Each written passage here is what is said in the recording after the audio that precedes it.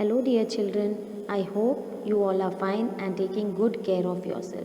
Today, we are going to move forward in our Standard 8 English course book. That is, we are going to do our last poem. That is, a life on the ocean wave. That is poem number 6.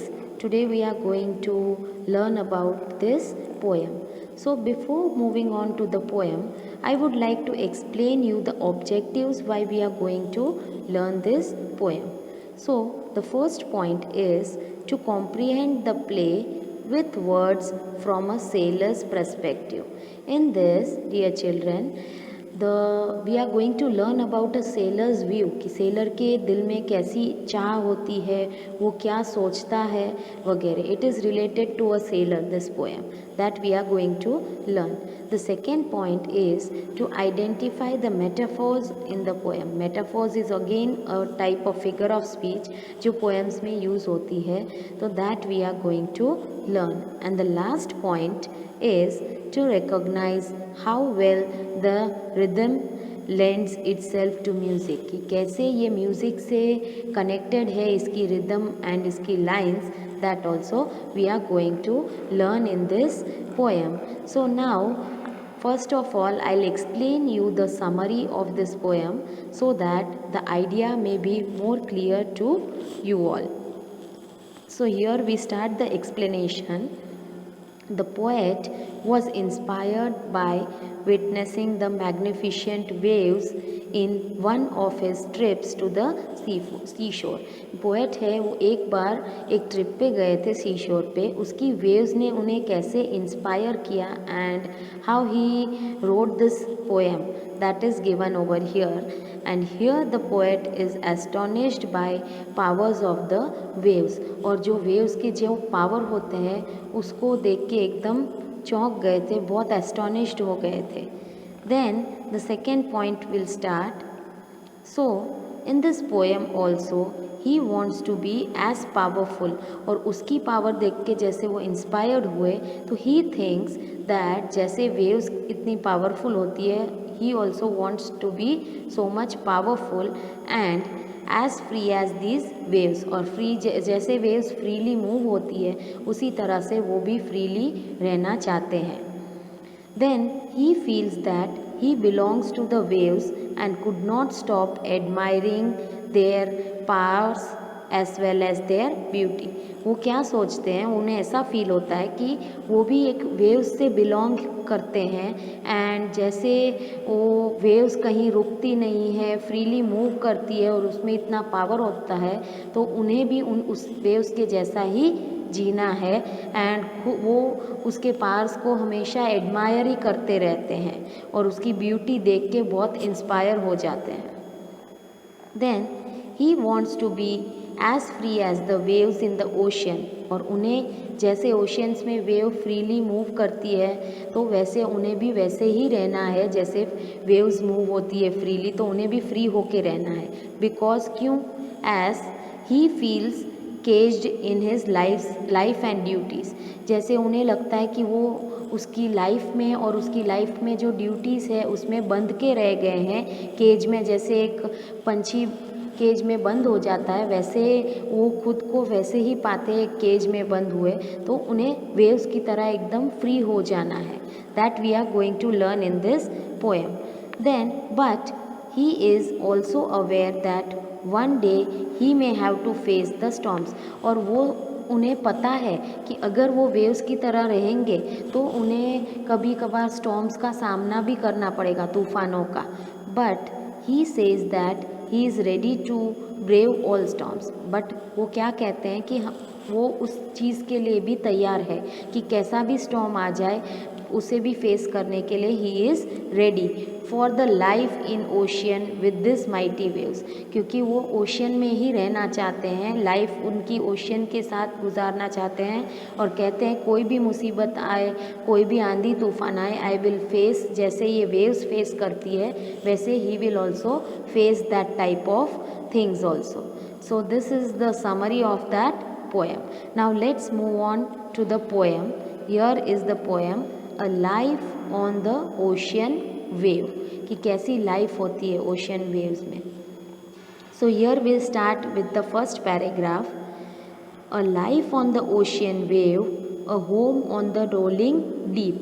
Now dear children, the poet is telling कि a life on the ocean wave, he wants to live a life on the ocean wave and he is telling that कि a home on the rolling deep, वो चाहते हैं कि उनका घर भी एक rolling deep, deep means what? sea, जो सी हमेशा वेव्स से रोल होता रहता है, तो वो चाहते हैं कि मेरा घर ऐसे ही डीप सी में हो ताकि मैं फ्रीली सब जगह जा आ सकूं।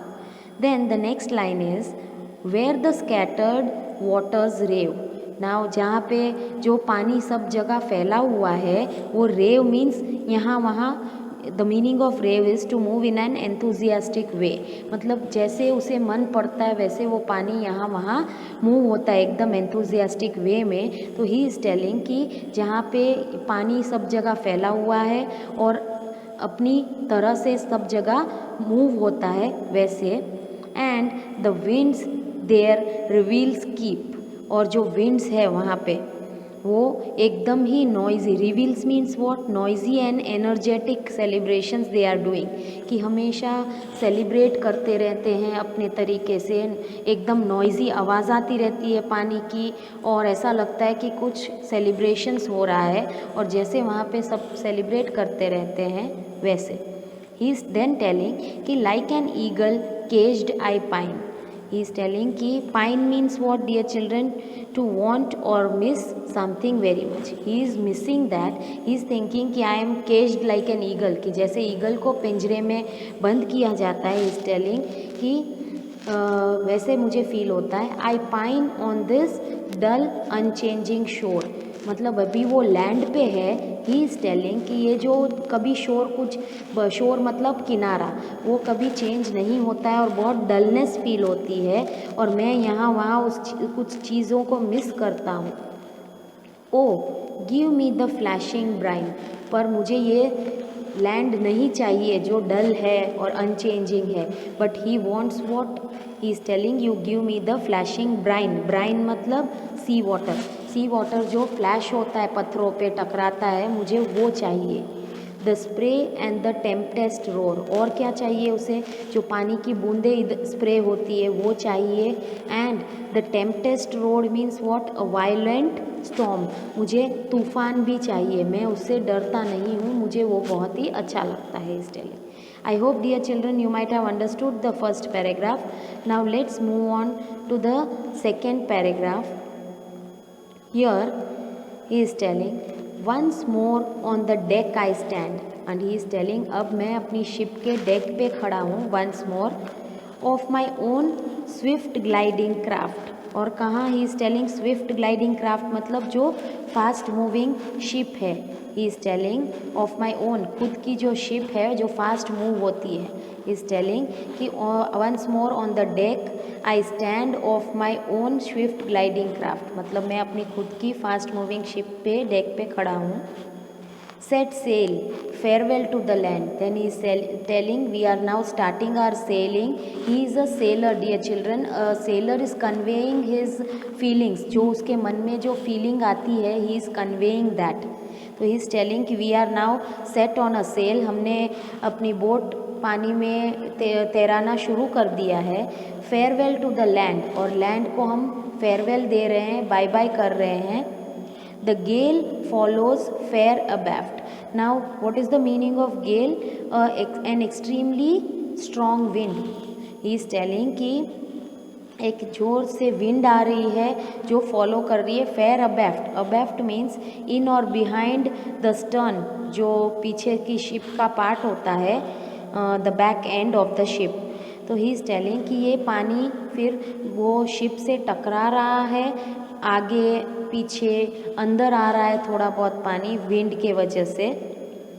Then he is telling we shoot through the sparkling foam, और वो sparkling foam means what dear children? आपने देखा होगा कभी भी आप जब बीच पे जाते हो, पानी की लहरें जब टकराती है तो उससे झाग हो जाता है एकदम। फोम मतलब वो झाग। तो ही इज़ टेलिंग कि हम उस झाग के बीच में से shoot through the sparkling foam, उस झाग के बीच में से अपनी शिप निकाल रहे हैं। Like an ocean bird set free, और ऐसा लग रहा है जैसे एक ओशियन का जो बर्ड है उसे पिंजरे से आज़ादी मिल गई हो, वैसे मुझे लैंड से आज़ादी मिल गई है और मैं भी फ्रीली सेट हो गया हूँ। He is comparing himself with that ocean bird. Then he is telling like the ocean bird are home we will find far out on the sea, और जैसे ओशियन बर्ड वहाँ से अगर पिंजरे से निकल के वो खुद का घर ढूंढता है दूर सी के बीच में, तो वैसे ही is comparing himself, he is telling कि जैसे ocean bird finds his house, the same way we will also find far our house out on the sea, हम भी समुद्र के बीच में जाएंगे और वहाँ अपना घर ढूंढेंगे, जैसे ओशियन बर्ड जाके सेटल होता है वैसे। I hope, dear children, the second paragraph is clear to you all. Now let's move on to the last paragraph of this poem, that is, the land is no longer in view. Now that poet is telling कि अब मुझे land बिल्कुल दिखाई नहीं दे रहा है, हम इतनी दूर तक आ गए हैं। नो लॉन्गर इन व्यू मतलब लैंड बिल्कुल ही दिखाई नहीं दे रहा है, शोर नहीं दिखाई दे रहा है। The clouds have begun to frown, और अब क्या सिचुएशन आ रही है कि द क्लाउड्स जो स्काई में है, हैव बिगैन टू फ्राउन मतलब वो भी एकदम गुस्से जैसे दिखाई देने लगे हैं, गुस्से वाले कि अभी बरस पड़ेंगे वैसे। But with a stout vessel and crew, and he is telling कि कोई बात नहीं, भले ही वो टूट पड़े हम पे, हम तैयार है। स्टाउट वेसल मतलब बड़े से वेसल जिसमें पानी कलेक्ट करता है, स्टाउट मतलब बड़ा सा vessel, and crew, crew means जो लोग शिप पे काम करते हैं उसे कहते हैं क्रू, उनके साथ हम तैयार है।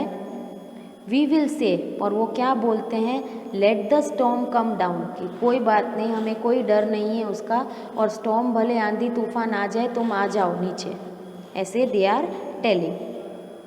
And the song of our hearts shall be, and then he is telling कि अगर ऐसा हुआ तो हमारे हार्ट का क्या सॉन्ग होगा, हम क्या गाएंगे। While the winds and the waters rave, he is telling कि अगर इतनी ज़ोर की विंड्स आ जाए या वाटर जो है वो एकदम पानी इधर उधर घूमने लगे, तो what they will say a home on the rolling sea, कि हमने अपना घर बना लिया एक रोलिंग सी पे। A life on the ocean wave, and हमारी लाइफ कैसी है ओशियन वेव पे, वो हमें बहुत ही अच्छी लगती है। I hope dear children this whole poem is very clear to you all. Who is the poet of this poem? It is Epix Sargent. Epix Sargent is the poet of this poem. So I hope this poem is clear and you might have understood that this poem is related to the sailor who almost spends his life in the sea only, and how he feels on land. दोनों को compare किया गया है। So let's move on to the next part, that is we'll learn something about the poet and the summary poem में क्या कहा गया है उसके बारे में। So here it is given, the poet's name is Epix Sargent. He was born on 1813 and died in 1880. He was an American editor, poet and playwright. वो editor भी थे, पोएट भी थे और प्लेराइट भी थे। Then one day Sargent was walking in a park near the harbor. एक दिन सरगंट जो थे वो पार्क में घूम रहे थे, वॉकिंग कर रहे थे, जो हार्बर के नज़दीक है। हार्बर मतलब जहाँ पे शिप्स आती जाती है, लोड होती है, वहाँ पे। इन न्यूयॉर्क सिटी में थे वो।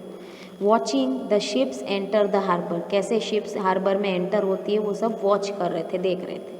This scene inspired Sargent to write this poem, और ये सब चीज़ देख के उन्हें इंस्पिरेशन मिला कि उन्हें ये पोएम लिखनी है। Here the picture is also given to you all. When Sargent showed the words to Henry Russell, और फिर उन्होंने जब पोएम लिखी और उन्होंने हेनरी रसेल को ये पोएम वर्ड्स दिखाए, he dash to the piano, तो हेनरी अपने पियानो के पास दौड़े, and almost immediately set the words to music, और ये वर्ड्स को उन्होंने म्यूज़िक के साथ कनेक्ट कर लिया। सो the song became popular in both the United Kingdom and the United States of America। और ये जो सॉन्ग उन दोनों ने मिलके बनाया वो बहुत ही पॉपुलर हो गया। कहाँ पे? एक तो यूके में, यूनाइटेड किंगडम में, एंड एक यूएसए में, यूनाइटेड स्टेट्स ऑफ अमेरिका में। Then in this poem the speaker dislikes life on land, कि उनको लैंड की जो लाइफ है बिल्कुल भी अच्छी नहीं लग रही थी, and glorifies the careless unbounded existence of the man, और जो लोग हैं उनका नेचर वगैरह उन्हें बिल्कुल भी केयरलेस नेचर और अनबाउंड, किसी को किसी के प्रति कुछ लगाव नहीं था, ऐसा नेचर बिल्कुल अच्छा नहीं लग रहा था। हु लिव्ड ऑन शिप्स, जो मैन जो थे उन्हें, जो शिप्स पे रह रहे थे, उन्हें किसी को लैंड के लोगों से कोई मतलब नहीं लग रहा था। उन्हें ऐसा लग रहा था कि वो लैंड बिल्कुल डल है, कुछ चेंजेस नहीं आते हैं, कुछ नहीं। So he wanted to as free as a sea bird, जैसे सी बर्ड जैसा फ्री रहता है वैसे the sailor points a ship towards the sea, वैसे ही सेलर अपनी शिप को सी की तरफ ले जाता है, and leaves the land behind, land को पीछे छोड़ देता है। Storms will come upon him, storms आएंगे, उसे पता है कि स्टॉर्म्स आएंगे पानी में, but the sellers stout spirit is ready for all events, but seller की जो स्पिरिट है, उसके खुद में कुछ करने की चाह है, वो रेडी है सारे इवेंट्स के लिए। Then the lines of the poem convey the swing and motion of the great ocean, और जो ये पोएम्स की लाइन है वो हमें क्या कन्वे करती है कि लाइफ कैसी होती है, अप एंड डाउन्स कैसे आते हैं, और ये जो स्विंग है and motions of the great ocean की जो लहरें हैं उसके बारे में he is giving us the message. So lastly once more I will explain you the summary of this poem. So the summary of this poem is like this. The poem talks about a sailor's longing for the sea, कि poem में ये दिखाया गया है कि seller को कैसे अपना सी बहुत पसंद होता है। He pines for the raging water of the ocean, वो pines means what I have already explained you, that he misses that raging water, जो ओशन में लहरें उठती है, जो पानी होता है, और उसको वो कैसे मिस करता है। Where winds rage freely and noisily, और जहाँ पे हवा भी एकदम फ्रीली आती जाती है और आवाज़ आती है पानी की और हवा की, वो बहुत ही मिस करता है। Land does not interest him, land में उसे बिल्कुल इंटरेस्ट नहीं आता है। And he feels like a caged eagle, और वो खुद को कैसे मानता है, जैसे ईगल को पिंजरे में बंद कर दो वैसे वो खुद को ऐसा लगता है कि मुझे लैंड पे किसी ने पिंजरे में बंद कर दिया है। दैट इज़ अनेबल टू सोर इन टू द स्काइज, जो ईगल पिंजरे में बंद हो जाती है और स्काइज में फ्रीली नहीं उड़ सकती है, वैसे वो खुद को लैंड पे ऐसे अनईजीनेस फील करता है। He longs for the spray of sea water and the stormy winds, और उसे यही वो चाहता है कि उसे वो पानी के छींटे उड़ते रहे और स्टॉर्मी विंड्स आती रहे। Then as he stands on the deck, और डेक पे जैसे ही वो खड़ा होता है शिप की डेक पे, of his fast selling ship, fast selling जो उसकी शिप थी उसकी डेक पे जैसे आगे खड़ा रहता है, he feels the burst of wind behind the ship, और तब वो विंड फील करता है जो शिप के पीछे से आ रही थी, as it moves into the vast expanse, और वो विंड कैसे शिप को आगे ले जा रही थी बड़े से पानी में, बहुत वास्ट पानी, expense of water, that he calls home, और वो वहाँ पे खुद को अपना घर मानता है। Then as the ship moves away, धीरे धीरे जैसे शिप आगे बढ़ती है, लैंड वैनिशेस फ्रॉम साइट, धीरे लैंड बिल्कुल दिखाई देना बंद हो जाता है। And he is surrounded by sea all around, और पूरी जगह पानी पानी ही, उसे सी ही दिखाई देता है, वो खुद को सराउंड पाता है पानी से। He sees the clouds moving in threateningly, और फिर जब देखता है वो कि क्लाउड्स एकदम भयानक तरीके से आ रहे हैं, but he challenges these heavy laden clouds, but वो क्या करता है, उससे डरता बिल्कुल नहीं है, और वो उस क्लाउड्स को चैलेंज करता है कि टू ओपन अप, कि तुम टूट पड़ो हम पे, because he knows his ship and crew are strong enough to hold against any shock, क्यों उससे चैलेंज करता है? क्योंकि ही नोज़, उसे पता है कि उसकी शिप जो है और उसका क्रू जो है, जो लोग वो शिप पे काम करते हैं, आर स्ट्रॉन्ग, बहुत ही स्ट्रॉन्ग इनफ है, बहुत ही ताकतवर है कि वो किसी भी स्टॉर्म में डरेंगे और झुकेंगे नहीं, उसका सामना हमेशा करेंगे। The poem ends with the speaker in a buoyant and cheerful mood. और लास्ट में उन्होंने कैसे पोएम एंड अप की है कि बहुत ही वो चेयरफुल मूड दिखा रहे अपना, as he now stands where he belongs, क्योंकि वो बहुत खुश है कि जहाँ वो खड़े हैं, जहाँ वो खुद को पाते हैं, ऑन द ओशियन वेव, जहाँ वो रहना चाहते थे वहाँ पे वो पहुँच चुके हैं। So dear children, I hope the poem is clear to you all. Watch the video twice properly and read the poem twice so that the underlying message in the poem will be clear and you might understand the poem very nicely. Okay, thank you dear children.